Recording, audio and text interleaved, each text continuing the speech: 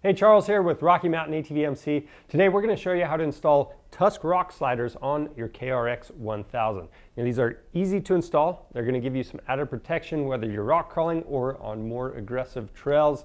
So if you're doing that type of stuff, you definitely want some of these. Now again, they're easy to install, so let me show you how.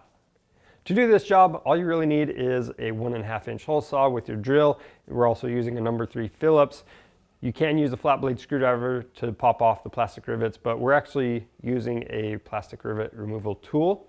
Now it's nice to have a round file. We're also using some sandpaper to clean up the holes we're drilling with the hole saw. And then we're using existing threads in the frame. So we're just going to clean those out with a thread chaser. This is going to be your M10 by 1.25 millimeters. And then we're going to use some contact cleaner to clean those holes out. So right here we have the kit. This is available on our website. We've gone ahead and laid everything out. You want to compare this to your instructions and make sure that you have all of your hardware and your spacers. But again, this is a simple install, so let's go over to the machine. To start out, we're on the passenger side rocker panel. We just need to remove the hardware from this and get it removed from the machine. So you've got a couple trim clips in the back and the rest are number 3 Phillips head screws. So underneath the rocker panel, you'll notice there's 3 threaded holes in the frame already. Now, on the back side of the rocker panel, you're going to notice that there are 3 pre-marked mounting locations for that, and we just need to take a hole saw and drill through those locations. Now with this on the bench, I've got a scrap piece of wood that I can drill into. That way I get a clean cut. So we'll go ahead and drill these out. And if you want, you can clean these holes up either with a little bit of sandpaper or you can use the edge of a razor blade. The next step is to drill the hole for the 4th mounting location, and we're just going to be drilling through that dimple that already exists.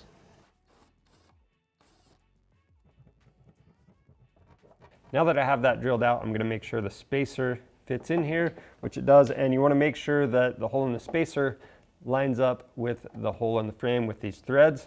And it's a good idea. You want to spray those out, make sure those threads are clean.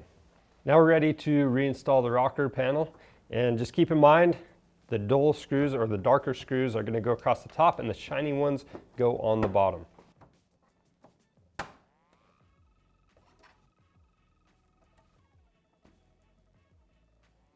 Next, we're going to set the rock slider in place, and we're going to start in the back with this spacer.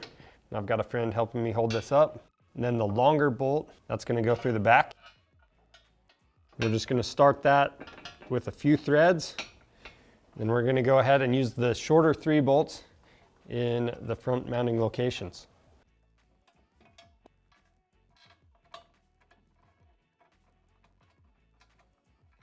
Then once you have all the hardware loosely installed, you can go ahead and tighten it all down.